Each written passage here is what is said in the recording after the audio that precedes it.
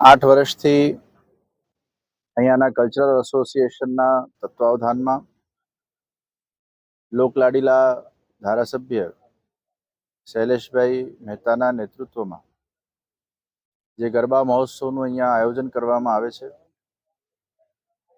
ખરેખર આ આખું આયોજન એ આપણા સર્વ લોકો માટે એક સુરક્ષિત આયોજન છે.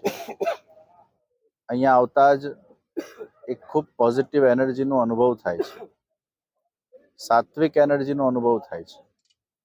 અને જે રીતે દર્ભાવતીના અંદર શૈલેષભાઈના સૂચન અનુસાર તિલક કરીને જ પ્રવેશ કરવો, એવું જે એક નિયમ અને અનુશાસન અહીંયા તૈયાર કરવામાં આવ્યું, એ આજે ગુજરાત અને ગુજરાત બહારના પણ અનેક રાજ્યોના અંદર ઘણા બધા લોકો એને ફોલો કરી રહ્યા છે. આ પ્રસંગે જે શૈલેષભાઈએ હમણાં વાત કરી થોડાક સમય પહેલા કે દર્ભાવતીની અહીંયાની નગરપાલિકાને સરકાર દ્વારા એક ખૂબ મોટી રાશિ આપવામાં આવી, જેનાથી આગળ જતા દર્ભાવતીનો વિકાસ પણ થશે. દર્ભાવતીના વિકાસ માટે શૈલેષભાઈ ખૂબ જ પરિશ્રમ કરી રહ્યા છે, ત્યારે મને વિશ્વાસ છે આવનાર વર્ષોના અંદર દર્ભાવતી ગામ એ ખૂબ વિકાસશીલ ગામ બનશે.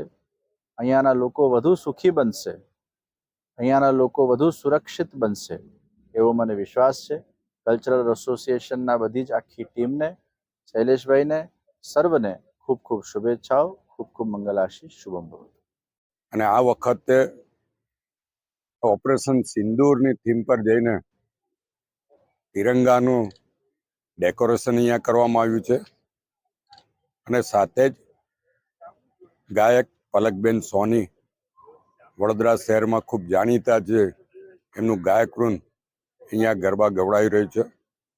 હું આપના મારફત ખેલૈયાઓને મોટી સંખ્યામાં આમાં ભાગ લેવા અને ગરબાનો આનંદ મેળવવા માટે આગ્રહભરી વિનંતી કરું છું અને આમંત્રણ આપું છું.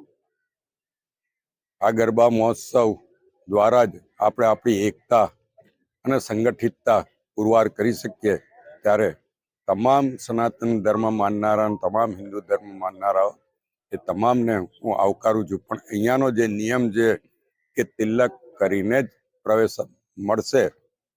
અને આજે આનંદ છે કે સમગ્ર ગુજરાતની સાથે સાથે મધ્યપ્રદેશ અને ઉત્તર પ્રદેશમાં પણ યુવાનો દ્વારા તિલક વગર પ્રવેશ નહીં. એની આજે જ મેં ઇન્ડિયા ન્યૂઝ ઉપર સમાચાર જોયા છે, ત્યારે આનંદ થાય કે દર્ભાવતીથી શરૂ થયેલી તિલક ને તો એન્ટ્રીને એ ઝુંબેશ સમગ્ર દેશમાં અત્યારે પ્રસ્થાપિત થઈ છે. એ દર્ભાવતીનું ગૌરવ છે.